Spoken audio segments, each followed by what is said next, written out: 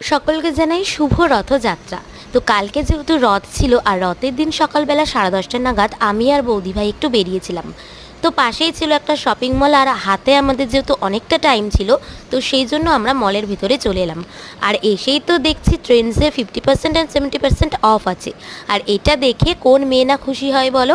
তো সেই জন্য আমরাও আনন্দ করে একটুখানি কেনাকাটা করে চলে এলাম সোজা বাড়িতে। আর এই যে এখানে আমার রাহি পাখিকে দেখছো দাঁড়িয়ে রয়েছে।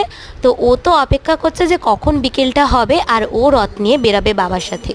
তো যাই হোক, ওকে একটু সাজুগুজু করিয়ে দিলাম আর বাবা রাহির রথটাকে সুন্দর করে সাজিয়ে তো ওকে নিয়ে বেরিয়ে পড়লো রথ নিয়ে একটু ঘুরতে।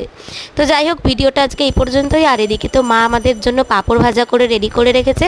তো যাই, রাহিও রথ নিয়ে বেরিয়ে পড়েছে, আমরাও পাঁপড় ভাজাটা গরম গরম করে খেয়ে নিই।